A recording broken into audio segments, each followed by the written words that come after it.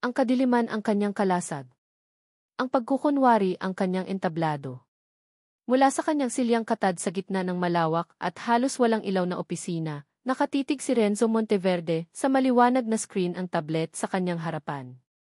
Suot niya ang isang pares ng itim na salamin, isang panangga na hindi para sa araw, kundi para sa mga matang mapanuri ng mundo. Ngunit sa likod ng madilim na lenteng iyon, ang kanyang mga mata ay matalas, buhay na buhay, at nakatutok sa bawat galaw sa sala na ipinapakita ng isang nakatagong kamera. Ito ang kanyang sumpa, ang kanyang parusa. Isang bilyonaryong nabubuhay sa isang gintong hawla, pinipilit na manmanan ang sariling pamamahay na parang isang bilanggo. Isang ama na handang gawin ang lahat para sa kanyang anak, kahit pa ang magsinungaling sa buong mundo. Sa screen, isang babaeng nasa mga 30, na may makapal na kolorite sa mukha at mayabang na tindig, ang pilit na kinakausap si Miracle. Come on, iha. Say, mama. Dali na, pilit ng babae, medyo naiinip na ang tono. Napahigpit ang hawak ni Renzo sa braso ng kanyang silya. Naramdaman niya ang pamilyar na pag-akyat ng galit sa kanyang dibdib. Pang-apat na aplikante na ito para sa araw na ito. Pang-17 sa loob ng 2 linggo. Lahat sila ay pare-pareho. Lahat sila ay bigo. Ang kanyang anak, ang kanyang 5 taong gulang na si Miracle, ay nakaupo lang sa sahig, yakap-yakap ang isang luma at puting teddy bear. Hindi siya kumikibo. Hindi siya tumitingin. Para siyang isang manika na walang buhay, nakakulong sa isang mundong walang boses, mula ng araw na iyon ang araw na nawala ang kanyang ina. Ang araw na gumuho ang mundo ni Renzo. Miracle, kausapin mo ako, sigaw ng aplikante, tuluyan ang nawala ng pasensya. Hindi na nakatiis si Renzo. Pinindot niya ang intercom sa kanyang mesa. Manang Tess, pakisabihan na po si Elias Jimenez na tapos na ang interview. Pwede na siyang umalis. Malamig at walang emosyon ang kanyang boses. Sa screen, nakita niya ang pagdating ng kanyang matandang kasambahay, si Manang Tess, at ang magalang ngunit matatag na pagpapaalis nito sa babae. Muling bumalot ang katahimikan sa sala. Naiwan si Miracle sa parehong posisyon, nawawala sa sariling mundo. Isang matinding kirot ang gumuhit sa puso ni Renzo. Ito ang dahilan ng lahat ng ito. Ang trauma na iyon ay ninakaw ang boses ng kanyang anak, at ang pagtataksil na kasunod noon ay ninakaw naman ang kanyang tiwala sa sangkatauhan. Ang kanyang yumaong asawa ay namatay sa isang aksidenteng dulot ng driver na pinagkatiwalaan niya ng buong buhay. Isang taong itinuring niyang pamilya, na lihim palang nilulunod ang sarili sa alak. Ang tiwala ay isang baso. Kapag nabasag, kahit anong pagdikit ang gawin mo, hinding-hindi na maibabalik sa dati. Mailamat na palagi. Kaya't itinayo niya ang pader na ito. Nilikha niya ang kasinungalingang ito. Ang isisi na si Renzo Monteverde, bulag. Isang perpektong dahilan upang makapag-obserba ng hindi napapansin, upang makahanap ng isang taong tunay na may malasakit, hindi isang taong naghahangad lang ng pera o naghahanap ng pagkakataon. Sir, tumunog ang intercom. Narito na po ang huling aplikante. Si Elara Santos. Bumuntong hininga si Renzo, ang pag-asa sa kanyang dibdib ay kasing nipis na ng sinulid. Sige, Manang. Papasukin mo. Muling nabuhay ang screen. Pumasok ang isang babae sa marangyang sala. Simple lang ang suot nito, isang kupas na maong na pantalon at isang puting blusa. Walang kolorete sa mukha, at ang kanyang mahabang buhok ay nakatali lang sa isang simpleng ponytail. Mukha siyang pagod mula sa biyahe, ngunit may isang bagay sa kanyang mga mata, isang bagay na kahit ang medyo malabong kamera ay hindi maitago. Isang uri ng katatagan na maihalong kabaitan. Hindi siya agad lumapit kay Miracle, hindi tulad ng iba. Sa halip, tumayo siya ng ilang sandali sa may pintuan, pinagmamasdan ang bata na para bang sinusubukan niyang unawain ang katahimikan nito. Dahan-dahan siyang lumakad at umupo sa sahig, hindi masyadong malapit, hindi rin masyadong malayo. Sapat lang upang maramdaman ni Miracle ang kanyang presensya. Hindi nagsalita si Elara. Sa loob ng halos 5 minuto, nakaupo lang siya roon, tahimik na kasama ni Miracle sa kanyang sariling mundo. Napakunot ang noo ni Renzo. Kakaiba ito. Ang iba ay hindi makatiis sa katahimikan. Para sa kanila, ang katahimikan ay isang problemang kailangang solusyonan agad. Ngunit para sa babaeng ito, ang katahimikan ay tila isang espasyong kailangang respetuhin. Pagkaraan ng ilang sandali, nagsimulang magsalita si Elara, ngunit hindi para kay Miracle. Nagsasalita siya na parang para sa hangin, para sa sarili niya. Alam mo ba, mahina at malamyos niyang simula, sa amin sa La Union, kaibigan namin ang mga alon. May mga araw na galit sila, malalakas ang hampas, parang gustong manakit. Pero may mga araw din na kalmado lang sila, banayad ang paghaplo sa dalampasigan.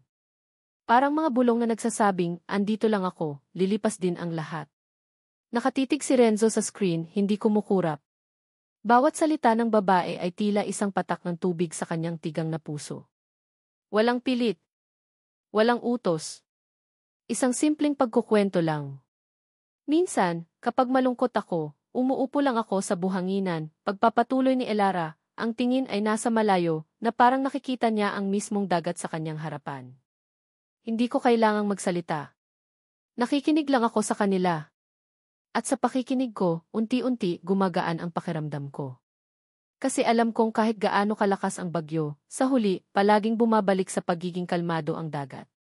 Isang bagay ang gumalaw sa screen. Isang napakaliit na galaw na baka hindi mapansin ng isang ordinaryong mata. Ngunit para kay Renzo, nakabisado ang bawat hibla ng pagkatao ng kanyang anak, ito ay kasing lakas ng isang lindol. Bahagyang gumalaw ang ulo ni Miracle. 1 milimetrong pag-ikot patungo sa direksyon ng boses ni Elara. Ang kanyang mga maliliit na daliri ay bahagyang kumala sa pagkakayakap sa teddy bear. Napatigil si Renzo sa paghinga. Huwag. Huwag kang umasa, bulong ng isang demonyo sa kanyang isipan. Isa lang itong palabas. Isa lang siyang mahusay na aktres. Ngunit may isa pang boses, isang boses na matagal na niyang hindi naririnig, ang boses ng isang ama. Paano kung totoo? Paano kung siya na? Sa loob ng 5 taon, si Miracle ay hindi nagpakita ng anumang interes sa sinuman. Ngunit sa babaeng ito, sa loob lamang ng ilang minuto, nagkaroon ng reaksyon. Isang maliit, halos hindi makitang reaksyon, ngunit isang reaksyon pa rin. Nakita ni Renzo sa screen kung paano dahan-dahang inilabas ni Elara ang isang maliit na kabibe mula sa kanyang bulsa. Hindi niya ito ibinigay kay Miracle. Inilapag niya lang ito sa sahig sa pagitan nilang dalawa. Dala-dala ko to palagi, sabi ni Elara. Sabi ng lola ko, kapag itinapat mo raw to sa tenga mo, maririnig mo ang dagat. Ang mga sikreto niya. Hinintay ni Renzo ang susunod na mangyayari, ang puso niya ay dumadagundong sa kanyang dibdib.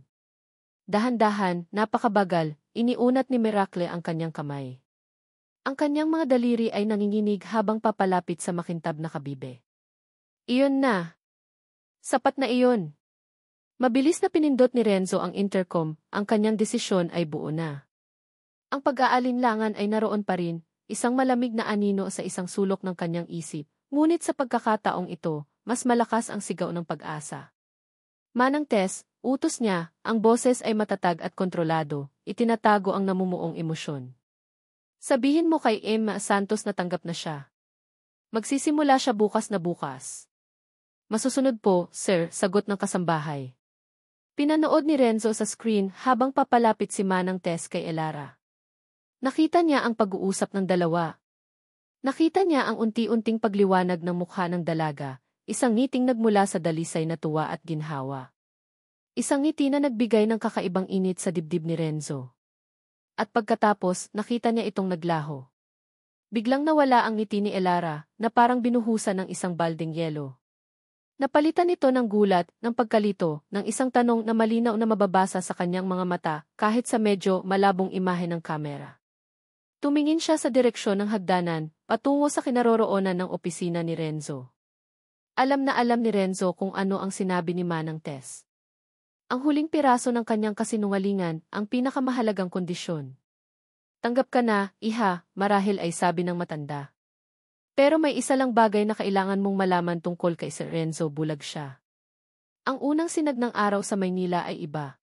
Hindi ito kasing init ng araw sa La Union na gumigising sa mga alon at sa mga mangingisda. Dito, ang araw ay tila isang maputlang paalala ng liwanag na pilit sumisilip sa pagitan ng matataas na gusali. Ganoon ang naramdaman ni Elara sa kanyang unang umaga sa mansyon ng mga Monteverde. Ang kanyang silid ay mas malaki pa sa sala ng kanilang bahay sa probinsya. May sarili itong banyo na may malambot na mga tuwalya at mababangong sabon. Ang kama ay napakalambot na para siyang lumulubog dito. Ngunit sa kabila ng lahat ng karangyaan, isang lamig ang bumabalot sa lugar. Isang katahimikan na nakakabingi. Habang nagsusuklay siya sa harap ng isang malaking salamin, hindi niya maiwasang pagmasdan ang sarili. Isang simpleng babae mula sa probinsya, napadpad sa isang mundo na ibang-iba sa kanyang kinalakihan. Kaya mo to, Ella, sabi niya sa kanyang sarili. Para sa pamilya. Para sa'yo. Pagbaba niya, sinalubong siya ni Manang Tess na may ngiti. Magandang umaga, iha. Naghanda na ako ng almusal para sa'yo. Ang kabaitan ng matanda ang tanging nagbibigay ng init sa malapalasyong bahay. Salamat po, Manang. Habang kumakain siya ng almusal sa malawak na kusina, muli niyang naramdaman ang pagiging maliit at dayo. Ang bawat plato, bawat kubyertos, ay tila sumisigaw ng kayamanan. Isang kayamanan na hindi niya kailanman pinangarap, ngunit ngayon ay bahagi na ng kanyang araw-araw na realidad. Pagkatapos kumain, dinala siya ni Manang Tess sa silid laruan ni Miracle. Naroon ang bata, nakaupo sa isang sulok, yakap pa rin ang luma nitong teddy bear. Walang pinagbago sa ekspresyon nito. Dito muna kita iiwan, Ella, sabi ni Manang Tess. Tawagin mo na lang ako kung may kailangan ka. Nang maiwan silang dalawa, huminga ng malalim si Elara. Ito na ang simula. Lumapit siya at umupo sa sahig, hindi kalayuan sa bata. Inilabas niya mula sa kanyang bag ang mga dala niyang kikayamanan, isang maliit na supot ng pinong buhangin mula sa dalampasigan ng San Juan, at ang mga kabibeng pinulot niya. Hindi niya kinakausap si Miracle. Sa halip, ibinuhos niya ang buhangin sa sahig at nagsimulang gumuhit dito gamit ang kanyang daliri. Ganito ang ginagawa namin sa probinsya, mahina niyang sabi habang iginuguhit ang mga alon. Kapag malungkot kami, gumuguhit kami sa buhanginan. Tapos, kapag dumating ang alon, buburahin niya lahat. Parang sinasabi niya na okay lang magsimula ulit. Saglit siyang tumigil at napatingin sa isang lumang pulseras na yari sa maliliit na sigay sa kanyang pulso. Ito ang tanging natira sa kanya mula kay Marco. Naalala niya ang araw na ibinigay ito sa kanya ng lalaki, sa ilalim ng puno ng niyog, habang nangangako ng habang buhay na pagmamahalan. Ang parehong lalaki na tumangay sa lahat ng ipon ng kanyang mga magulang para sa isang inegosyo na hindi naman pala totoo. Isang matinding kirot ang gumuhit sa kanyang puso. Iyon ang dahilan kung bakit siya narito. Hindi lang para sa trabaho. Narito siya para tumakas. Para kalimutan ang sakit ng pagtataksil. Para patunayan sa sarili niyang kaya niyang tumayo sa sarili niyang mga paa. Ang trabahong ito, ang batang ito, ay hindi lang basta trabaho. Ito ang kanyang pagkakataon para magsimula ulit. Bumalik ang kanyang atensyon kay Miracle. Inayos niya ang mga kabibe sa ibabaw ng buhangin. Ang bawat kabibe may sariling kwento. Itong isa, tingnan mo, medyo basag na ang dulo. Siguro, marami na siyang pinagdaanan, maraming hampas ng alon na tiniis. Pero tingnan mo, maganda pa rin siya, di ba? Sa buong maghapon, iyon lang ang ginawa ni Elara. Nagkwento siya sa mga kabibe, gumuhit siya sa buhangin, at kinantahan niya ang mga alon na nasa isip lang niya. Hindi niya pinilit si Miracle na gumalaw o magsalita. Hinayaan niya lang ang bata na maging parte ng tahimik na mundong nililikha niya. At nang palubog na ang araw, isang himala ang nangyari. Habang inaayos ni Elara ang mga kabibe, isang maliit na kamay ang dahan-dahang dumampi sa likod ng kanyang palad. Nagulat si Elara. Napahinto siya sa paggalaw, sa paghinga. Dahan-dahan niyang ibinaba ang kanyang tingin. Ang malambot at maputlang kamay ni Miracle ay nakapatong sa kanya. Isang simpleng pagdampi lang, ngunit para kay Elara, ito ang pinakamabigat na bagay sa buong mundo. Key. Get le key. Studio dashboard. Documentation open menu. Settings. Tagalog love story script outline. Edit. Assignment. Code. Share. Save. Check. Compare arrows. Refresh. More effort. Edit. More effort. More effort. Thoughts, experimental. Auto. Expand to view model thoughts. Chevron right. Edit. More effort. Edit. More effort. More effort. Thoughts, experimental. Alto. Expand to view model thoughts. Chevron right. Edit. More effort. Edit. More effort. More effort. Thoughts, experimental. Alto. Expand to view model thoughts. Chevron right. Edit. More effort. Edit. More effort. More effort. Thoughts, experimental. Alto. Expand to view model thoughts. Chevron right. Edit. More effort. Edit. More effort. More effort. Thoughts, experimental. Alto. Expand to view model thoughts. Chevron right. Edit. More effort. Sige po. Heto na ang kasunod na kabanata. Kabanata 2, Dengue Anghel de Walang Boses. Ang unang sinag ng araw sa Maynila ay iba. Hindi ito kasing init ng araw sa La Union na gumigising sa mga alon at sa mga mangingisda. Dito, ang araw ay tila isang maputlang paalala ng liwanag na pilit sumisilip sa pagitan ng matataas na gusali. Ganoon ang naramdaman ni Elara sa kanyang unang umaga sa mansyon ng mga Monteverde. Ang kanyang silid ay mas malaki pa sa sala ng kanilang bahay sa probinsya. May sarili itong banyo na may malambot na mga tuwalya at mababangong sabon. Ang kama ay napakalambot na para siyang lumulubog dito. Ngunit sa kabila ng lahat ng karangyaan, isang lamig ang bumabalot sa lugar. Isang katahimikan na nakakabingi. Habang nagsusuklay siya sa harap ng isang malaking salamin, hindi niya maiwasang pagmasdan ang sarili. Isang simpleng babae mula sa probinsya, napadpad sa isang mundo na ibang-iba sa kanyang kinalakihan. Kaya mo to, Ella, sabi niya sa kanyang sarili. Para sa pamilya. Para sa'yo. Pagbaba niya, sinalubong siya ni Manang Tess na may ngiti. Magandang umaga, iha. Naghanda na ako ng almusal para sa'yo. Ang kabaitan ng matanda ang tanging nagbibigay ng init sa malapalasyong bahay. Salamat po, Manang. Habang kumakain siya ng almusal sa malawak na kusina, muli niyang naramdaman ang pagiging maliit at dayo. Ang bawat plato, bawat kubyertos, ay tila sumisigaw ng kayamanan. Isang kayamanan na hindi niya kailanman pinangarap, ngunit ngayon ay bahagi na ng kanyang araw-araw na realidad. Pagkatapos kumain, dinala siya ni Manang Tess sa silid laruan ni Miracle. Naroon ang bata, nakaupo sa isang sulok, yakap pa rin ang luma nitong teddy bear. Walang pinagbago sa ekspresyon nito. Dito muna kita iiwan, Ella, sabi ni Manang Tess. Tawagin mo na lang ako kung may kailangan ka. Nang maiwan silang dalawa, huminga ng malalim si Elara. Ito na ang simula. Lumapit siya at umupo sa sahig, hindi kalayuan sa bata. Inilabas niya mula sa kanyang bag ang mga dala niyang kikayamanan, isang maliit na supot ng pinong buhangin mula sa dalampasigan ng San Juan, at ang mga kabibeng pinulot niya. Hindi niya kinakausap si Miracle. Sa halip, ibinuhos niya ang buhangin sa sahig at nagsimulang gumuhit dito gamit ang kanyang daliri. Ganito ang ginagawa namin sa probinsya, mahina niyang sabi habang iginuguhit ang mga alon. Kapag malungkot kami, gumuguhit kami sa buhanginan. Tapos, kapag dumating ang alon, buburahin niya lahat. Parang sinasabi niya na okay lang magsimula ulit.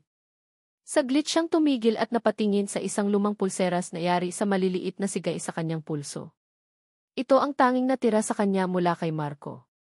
Naalala niya ang araw na ibinigay ito sa kanya ng lalaki, sa ilalim ng puno ng niyog, habang nangangako ng habang buhay na pagmamahalan. Ang parehong lalaki na tumangay sa lahat ng ipon ng kanyang mga magulang para sa isang inegosyo na hindi naman pala totoo. Isang matinding kirot ang gumuhit sa kanyang puso. Iyon ang dahilan kung bakit siya narito. Hindi lang para sa trabaho. Narito siya para tumakas. Para kalimutan ang sakit ng pagtataksil. Para patunayan sa sarili niyang kaya niyang tumayo sa sarili niyang mga paa. Ang trabahong ito, ang batang ito, ay hindi lang basta trabaho. Ito ang kanyang pagkakataon para magsimula ulit. Bumalik ang kanyang atensyon kay Miracle. Inayos niya ang mga kabibe sa ibabaw ng buhangin. Ang bawat kabibe may sariling kwento. Itong isa, tingnan mo, medyo basag na ang dulo. Siguro, marami na siyang pinagdaanan, maraming hampas ng alon na tiniis. Pero tingnan mo, maganda pa rin siya, di ba? Sa buong maghapon, iyon lang ang ginawa ni Elara. Nagkwento siya sa mga kabibe, gumuhit siya sa buhangin, at kinantahan niya ang mga alon na nasa isip lang niya. Hindi niya pinilit si Miracle na gumalaw o magsalita. Hinayaan niya lang ang bata na maging parte ng tahimik na mundong nililikha niya. At nang palubog na ang araw, isang himala ang nangyari. Habang inaayos ni Elara ang mga kabibe, isang maliit na kamay ang dahan-dahang dumampi sa likod ng kanyang palad. Nagulat si Elara. Napahinto siya sa paggalaw, sa paghinga. Dahan-dahan niyang ibinaba ang kanyang tingin. Ang malambot at maputlang kamay ni Miracle ay nakapatong sa kanya. Isang simpleng pagdampi lang, ngunit para kay Elara, ito ang pinakamabigat na bagay sa buong mundo. Isang mainit na likido ang namuo sa kanyang mga mata. Hindi niya ito pinansin. Sa halip, isang dahan-dahang ngiti ang sumilay sa kanyang mga labi. Hindi siya lumingon. Hindi siya nagsalita. Nanatili lang siyang nakatigil, ibinibigay kay Miracle ang sandaling iyon, ang katiyakan na ang kanyang unang hakbang palabas sa kanyang mundo ay ligtas. Ilang segundo silang nanatili sa ganoong posisyon. Ang maliit na kamay na nakadampi sa mas malaki, isang tulay na nabuo sa pagitan ng dalawang kaluluwang kapwa may dalang sugat. Sa wakas, dahan-dahang binawi ni Miracle ang kanyang kamay.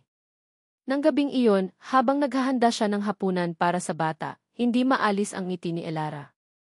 Isang maliit na tagumpay, ngunit isang tagumpay pa rin. Dinala niya ang pagkain sa silid kainan kung saan karaniwang kumakain si Miracle, ngunit wala ito roon. Nasa library po sila ni Sir Renzo, sabi ng isang katulong. Nag-alinlangan si Elara. Hindi pa niya formal na nakakausap ang kanyang amo. Ang nalaman lang niya mula kay Manang Tess ay ang katotohanang ito'y bulag. Naalala niya ang biglaang paglamig ng kanyang dugo kahapon nang marinig iyon. Isang milyonaryo, nasa kanya na ang lahat, ngunit wala namang paningin. Isang kirot ng awa ang naramdaman niya para sa lalaki. Naglakas loob siyang kumatok sa malaking pintuan ng library. Pasok, isang malalim at baritonong boses ang sumagot mula sa loob. Dahan-dahan niyang itinulak ang pinto. Ang library ay napakalaki, puno ng mga libro mula sa sahig hanggang kisam. Sa gitna nito, nakaupo si Renzo sa isang malaking silya, suot ang kanyang madilim na salamin. Sa isang maliit na upuan sa tabi niya, tahimik na nakaupo si Miracle. Sir, magalang na sabi ni Elara, dala-dala ang tray ng pagkain. Oras na po ng hapunan ni Miracle. Hindi kumibo si Renzo. Ang kanyang ulo ay bahagyang nakatagilid, na parang pinakikinggan hindi lang ang kanyang mga salita, kundi pati na rin ang kanyang paghinga. Inilapag ni Elara ang tray sa isang maliit na mesa. Hinawakan niya ang kamay ni Miracle. Halika na, Miracle. Kakain na tayo. Ngunit hindi gumalaw ang bata. Sa halip, itinuro nito ang isang malaking libro ng mga litrato na nakabukas sa kandungan ni Renzo. Ito ay isang album ng pamilya. Tumingin si Elara sa litrato. Isang masayang pamilya. Si Renzo, na walang salamin, ay may malawak na ngiti habang karga-karga ang isang mas batang Miracle. Sa tabi niya, isang napakagandang babae ang nakangiti rin, ang kanyang mga mata ay nagniningning. Ang ina ni Miracle. Isang bigat ang naramdaman ni Elara sa kanyang dibdib. Bigla, gumawa ng isang bagay si Miracle na muling nagpatigil sa mundo ni Elara. Itinuro ng bata ang litrato ng kanyang ina, at pagkatapos, isang halos hindi marinig na tunog ang lumabas sa kanyang mga labi. Ilzati. Iyon lang. Isang ugong. Ngunit hindi ito basta ugong. May kasama itong pagsusumikap, isang pagtatangkang bumuo ng salita na matagal nang nakakulong sa loob niya. Napatingin si Elara kay Renzo na ang mukha ay nanatiling hindi nagbabago sa likod ng madilim na salamin. Ngunit nakita ni Elara ang bahagyang panginginig ng panga nito. Kahit hindi niya nakikita ang mga mata nito, alam niyang narinig din niya iyon. Mama ni. Bulong ni Elara sa sarili habang tinititigan ang litrato. Parang narinig ni Miracle ang kanyang bulong. Muli nitong itinuro ang litrato at muling sinubukan. Ilsat. Miney. Napakagatlabi si Elara upang pigilan ang sariling mapaiyak. Tumingin siya kay Renzo, na ngayon ay dahan-dahang inaabot ang kamay, hinahanap ang kinaroroonan ng kanyang anak. Nang mahanap nito ang balikat ni Miracle, marahan niya itong hinaplos. Isang kilos ng isang ama na puno ng pagmamahal at sakit. Sa sandaling iyon, habang pinagmamasdan ang mag-ama, naramdaman ni Elara na hindi lang siya isang yaya. Naramdaman niyang siya ay nasa isang sagradong lugar, isang tahimik na saksi sa isang pamilyang pilit bumubuo sa kanilang mga basag na piraso. Bigla, naramdaman ni Elara ang isang bagay na kakaiba. Isang pakiramdam na pamilyar, na parang may mga matang nakamasid sa kanya. Lumingon siya patungo sa medyo madilim na bahagi ng library, malapit sa may pintuan. Wala siyang nakitang kahit ano. Marahil ay guni-guni niya lang iyon, dala ng bigat ng emosyon sa silid. Ngunit habang dahan-dahan niyang ginagabayan si Miracle, patungo sa mesa para kumain, hindi maalis sa isip niya ang pakiramdam na iyon.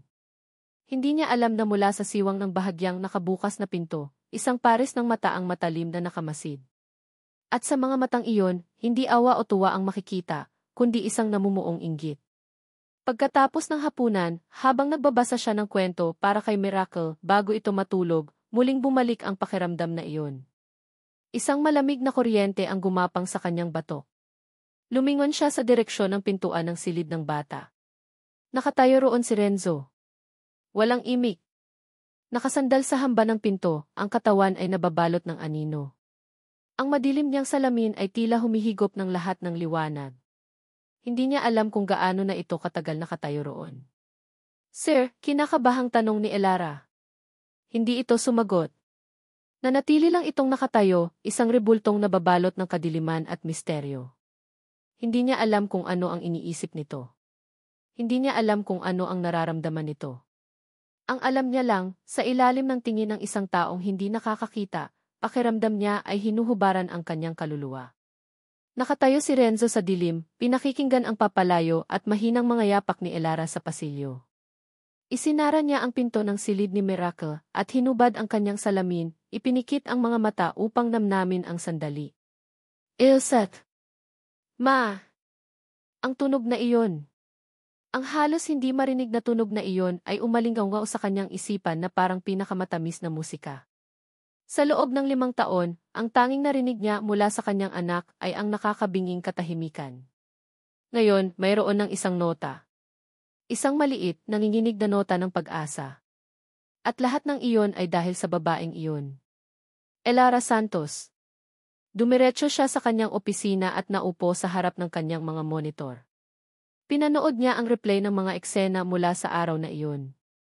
Ang pagguhit sa buhangin, ang pagkukwento sa mga kabibe, ang dahan-dahang pagdampi ng kamay ni Miracle. Isang ngiti ang sumilay sa kanyang mga labi, isang tunay, hindi pilit na ngiti na matagal nang hindi bumibisita sa kanya. Mayroon siyang kakaibang kabaitan.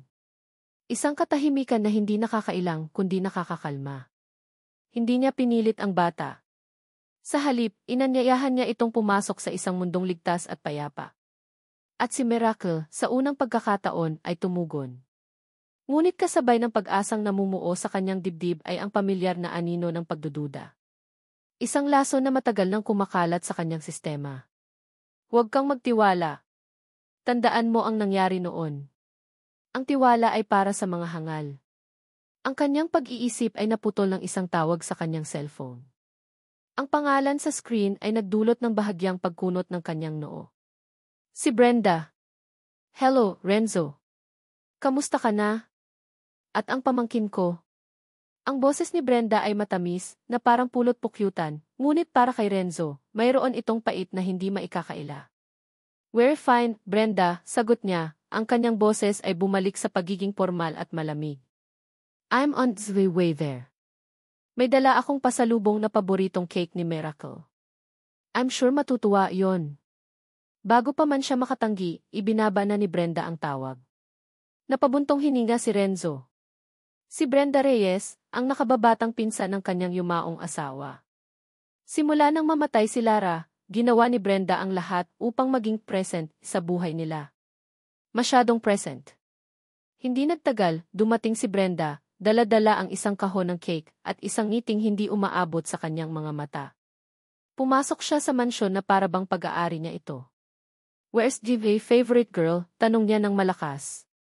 Tulog na si Miracle, sabi ni Renzo, na sinalubong siya sa maisala, suot na muli ang kanyang madilim na salamin. O, ganoon ba? Halata ang pagkadismaya sa boses ni Brenda. Sayang naman. Anyway, kamusta naman ang bagong yaya? Idiniin niya ang huling dalawang salita, na para bang isang maruming salita ang mga iyon. She's doing, sagot ni Renzo. Miracle is responding to her. Really? Itinaas ni Brenda ang isang perpektong inayos na kilay. Umupo siya sa sofa, ipinatong ang kanyang mamahaling bag sa tabi, at tumingin kay Renzo na may halong pag-aalala. That's fast. Masyadong mabilis, hindi ba, Renzo? I just hope she's sincere.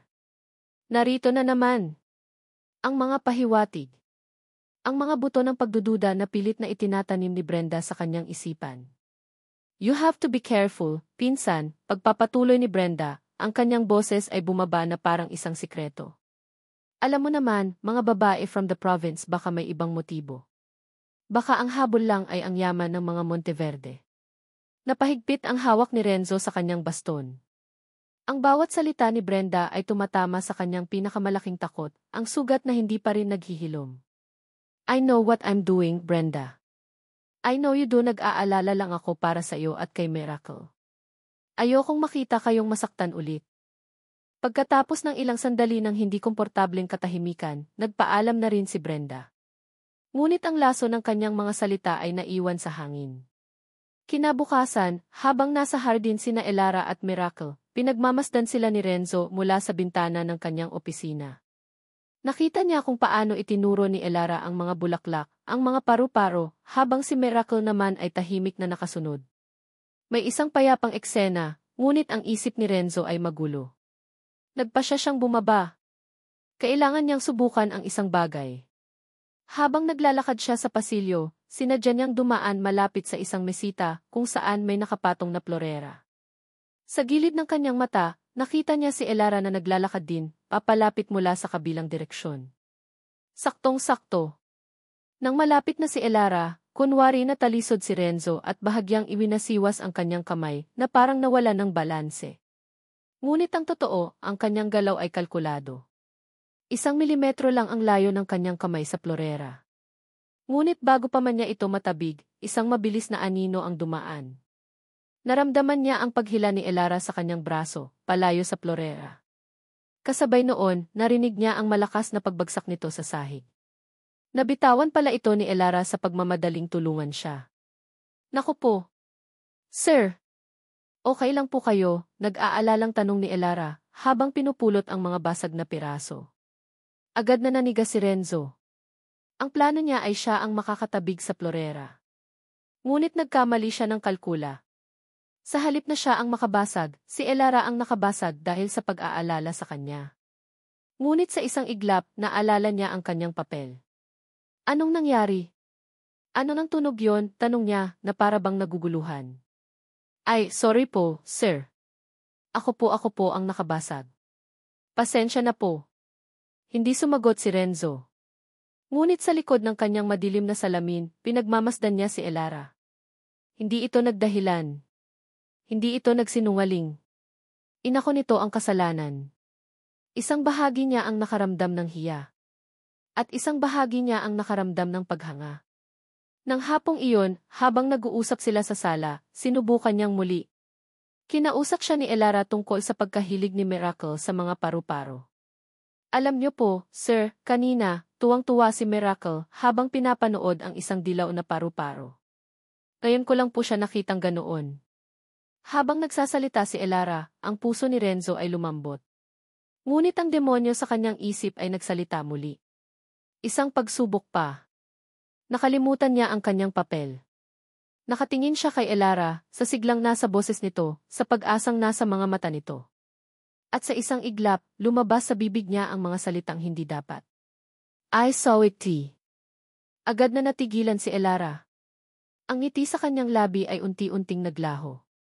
Kumunot ang kanyang noo. Po. Agad na natauhan si Renzo. Binitawan niya ang isang malakas at tahimik na pagmumura sa kanyang isipan. Tanga. Mabilis niyang binawi. I I felt it, naramdaman ko ang saya niya sa boses mo. Sa hangin. Yes. I felt it too. Isang nakakabinging katahimikan ang bumalot sa kanilang dalawa. Nakita ni Renzo ang pagdududa sa mga mata ni Elara. Isang maliit na kislap ng pag-aalinlangan. Isang tanong na hindi nito masabi. Alam niyang nagkamali siya. Isang maliit na pagkakamali, ngunit sa isang larong tulad nito, ang isang maliit na pagkakamali ay sapat na upang gumuho ang lahat. I saw it. Ang tatlong salitang iyon ay paulit-ulit na tumatakbo sa isipan ni Elara, kahit pa ilang araw na ang lumipas.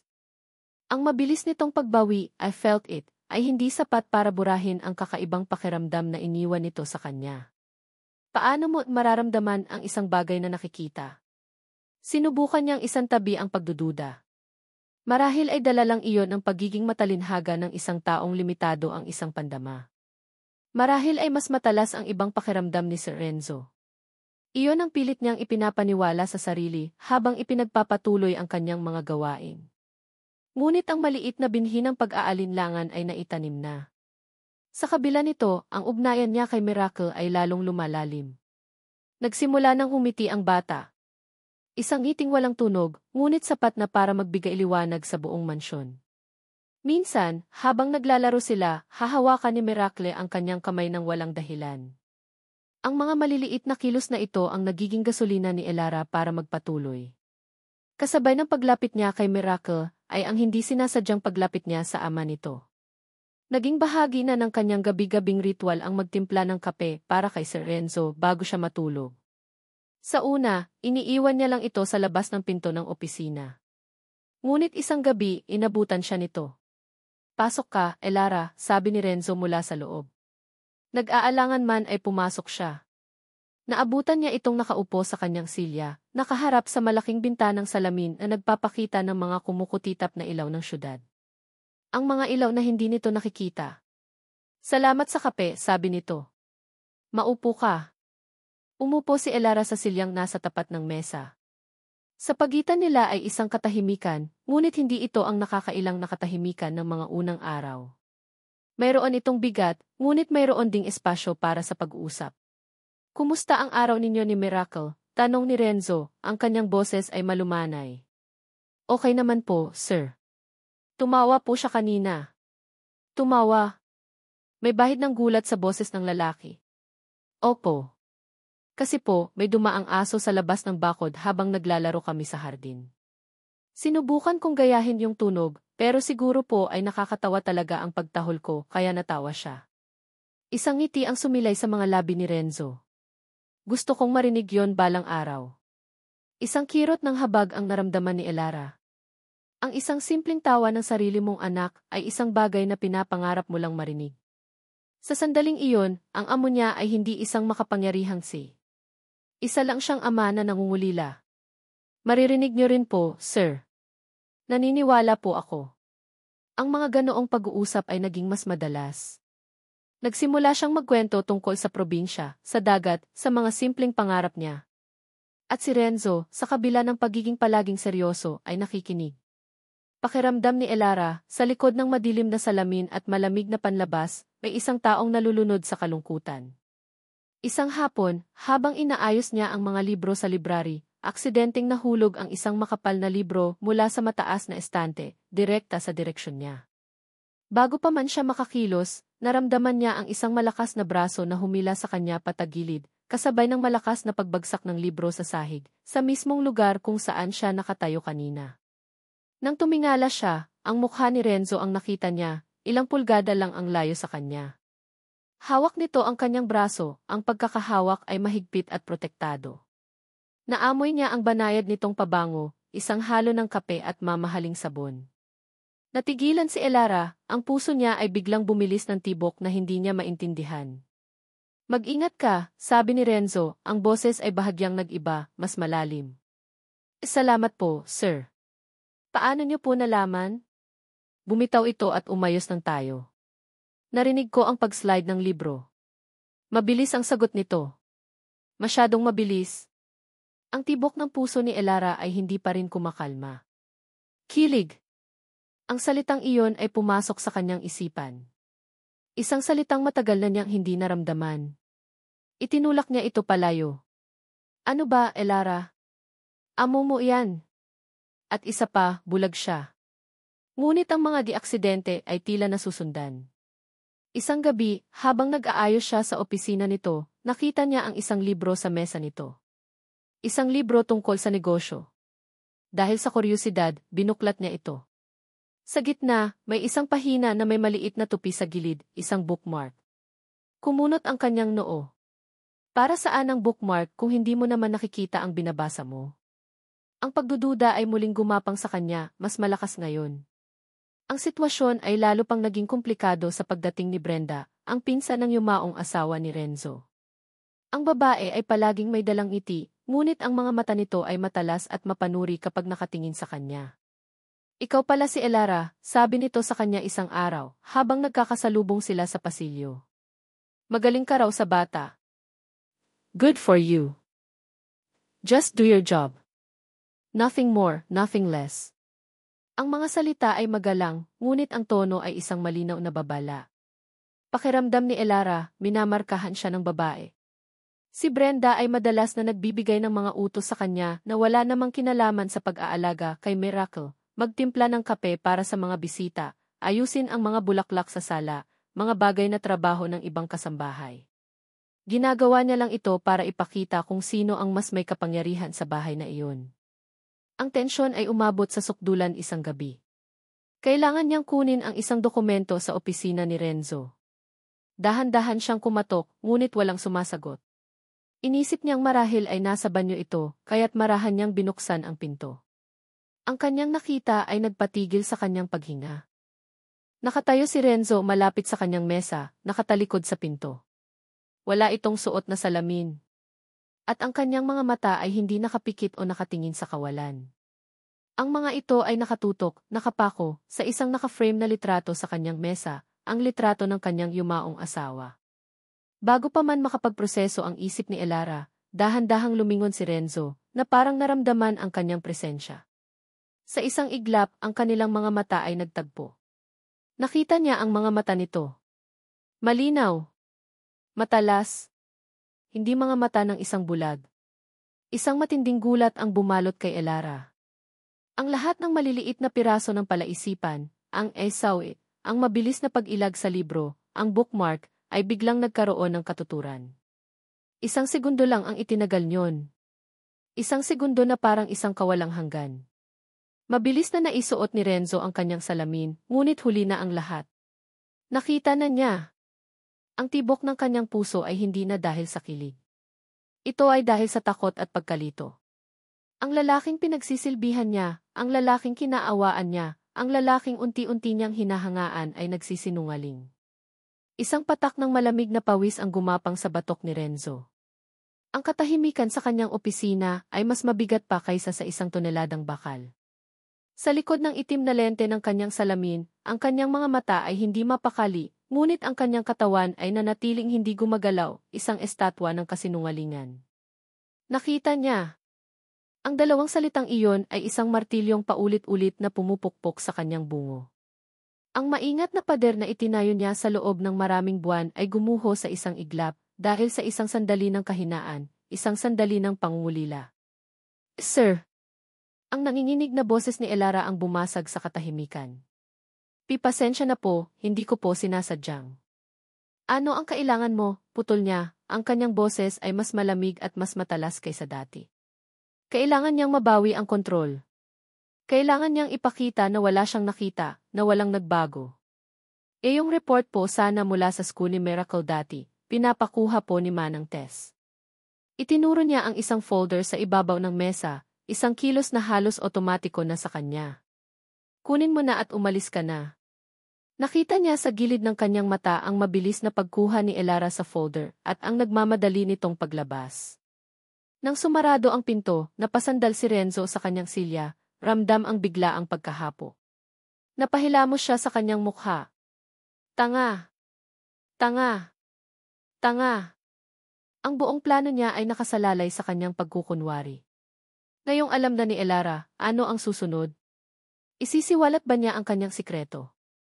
Gagamitin ba niya ito laban sa kanya?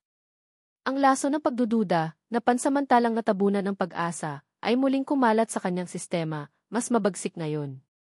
Kinabukasan, ang bawat kilos ni Elara ay tila may dalang kahulugan. Ang bawat tingin nito sa kanya ay tila puno ng akusasyon. Ngunit wala itong sinasabi. Nagpatuloy ito sa kanyang trabaho na parang walang nangyari. Ang katahimikan nito ay mas nakakabahala pa kaysa sa isang komprontasyon.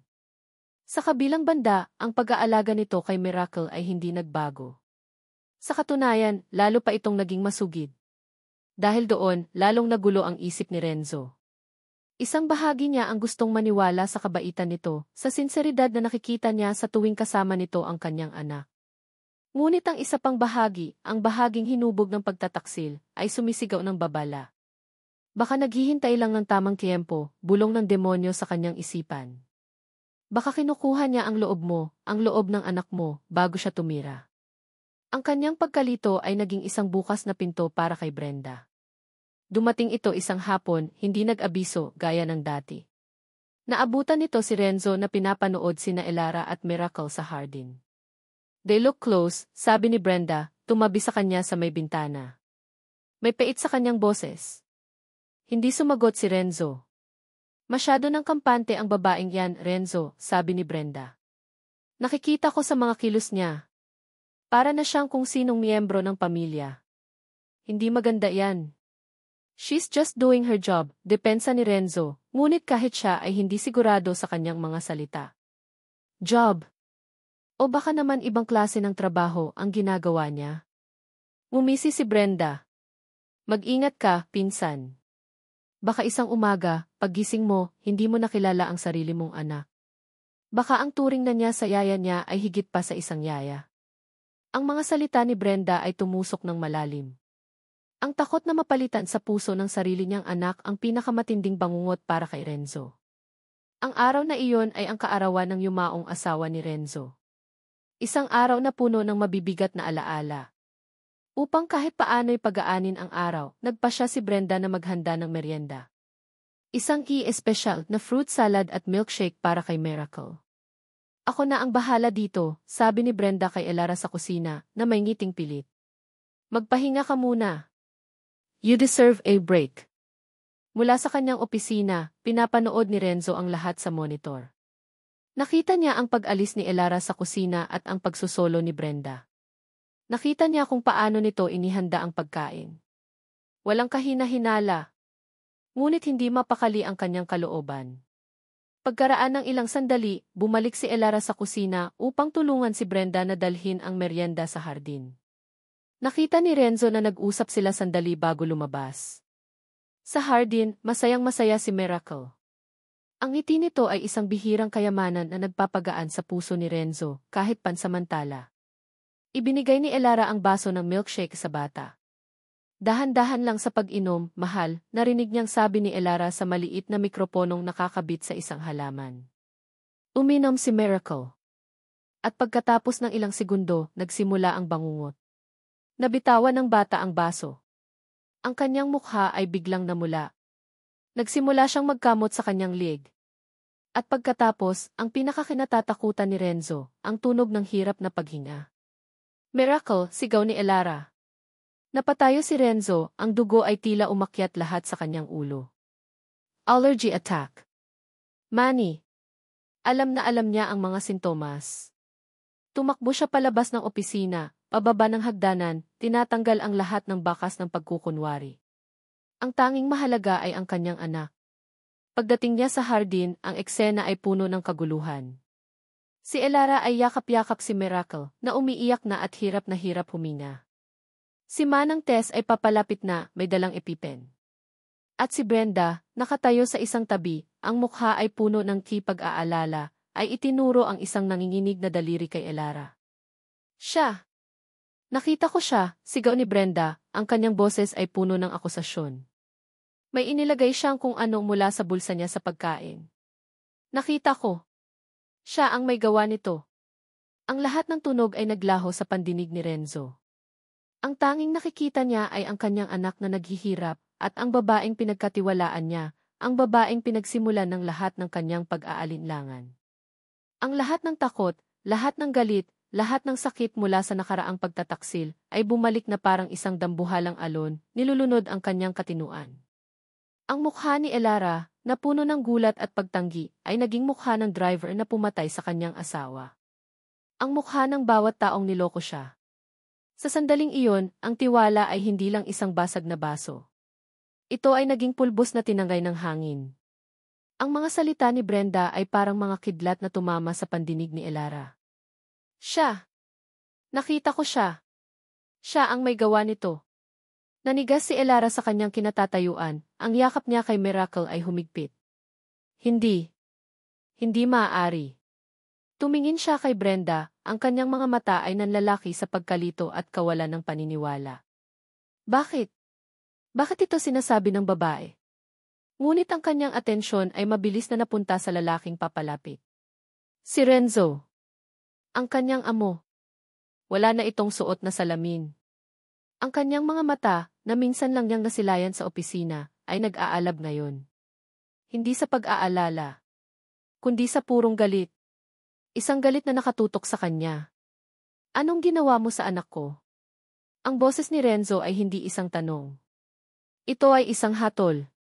Isang dagundong na yumanig sa buong pagkatao ni Elara.